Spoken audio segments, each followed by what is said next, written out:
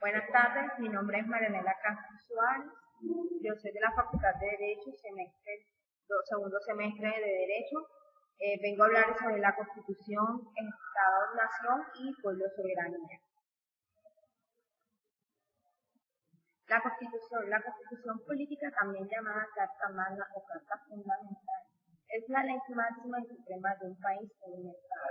En ella se especifican los principales derechos y deberes de sus participantes y se define la estructura y organización del Estado.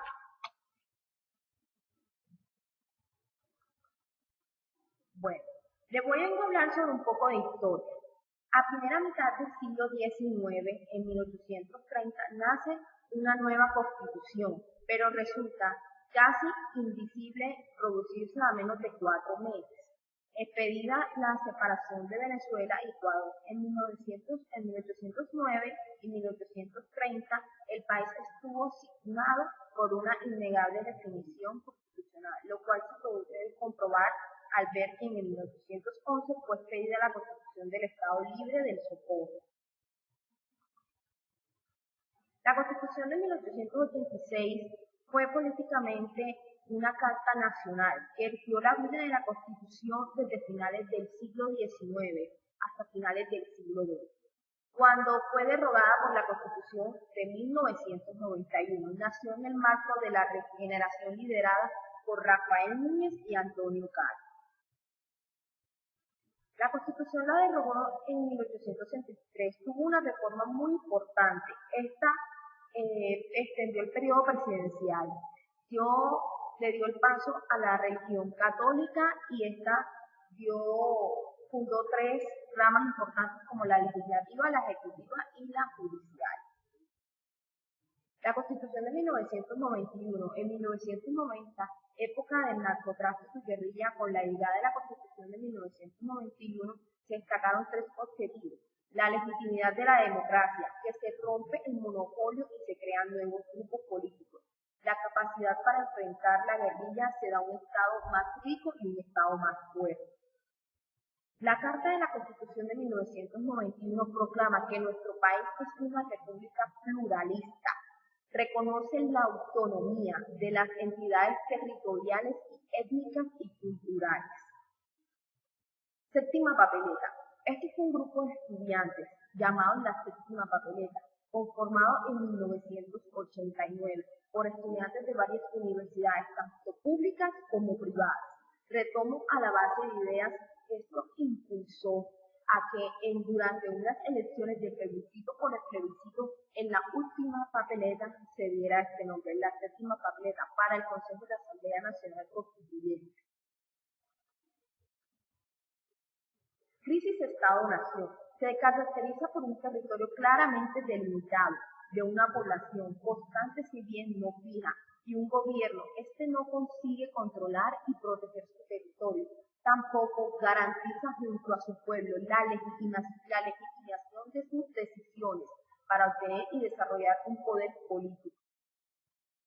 El pueblo representa el conjunto de ciudadanos de todo el Estado, persona que es integrada al Estado por su vinculación jurídicamente permanente, adquiere la condición de ciudadano. La soberanía es el poder superior, es la suprema autoridad, la manifestación que se distingue, se caracteriza al poder del Estado, por el cual se afirma su superioridad jurídica sobre cualquier otro poder. La independencia del imperialismo y el imperio ha de ser comprendida en la soberanía moderna y posmoderna. La soberanía moderna es el sinónimo de independencia, donde el soberano es quien tiene el poder de dar la decisión de recibir de otros, es decir, aquel que no está sujeto a leyes descritas, pero sí a la ley divina o natural. La soberanía moderna tiene varias características: absoluta, perpetua, indivisible, inalienable, indescriptible. La soberanía posmoderna, esta se asemeja a la forma de dominación del Imperio Romano, el cual se caracterizaba en sus estados de marco de territorio. Estos marcaban sus territorios en otras poblaciones. La legitimidad del poder político a manos del pueblo soberano. Este es el otro tema.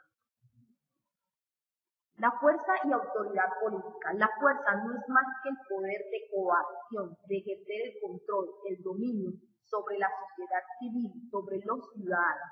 La autoridad es la razón o el fundamento que puede ejercer, justificar esa fuerza. La legitimidad. La legitimidad hace referencia al adecuado sistema político de gobierno. Max Weber clasificó la legitimidad en 3 poderes. La legitimidad tradicional. Esta considera un poder político legítimo cuando se explica acudiendo a la tradición de las costumbres de la persona. Esta se basa en la creencia de la validez que siempre ya existía. Entre esa legitimidad está la legitimidad carismática. Esta se encuentra en las características personales y extraordinarias que tiene el gobernante como en su gracia personal. Y la legitimidad legal, esta se encuentra en la validez de las leyes, en la justificación racional de las mismas. Esta se forma en una característica de poder político moderno. El pueblo soberano, este es en relación con un pueblo de gobierno, donde se desprenden a menos de 2 grandes teorías. Constitucionalismo fundamentalista.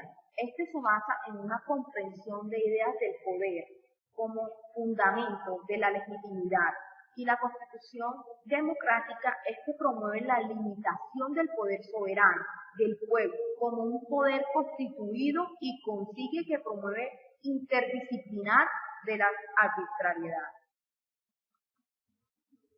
Soberanía según Rousseau. Rousseau menciona que la soberanía debe residir en el pueblo y no en una autoridad, ya que el pueblo es el quien debe controlar al Estado y no una sola persona.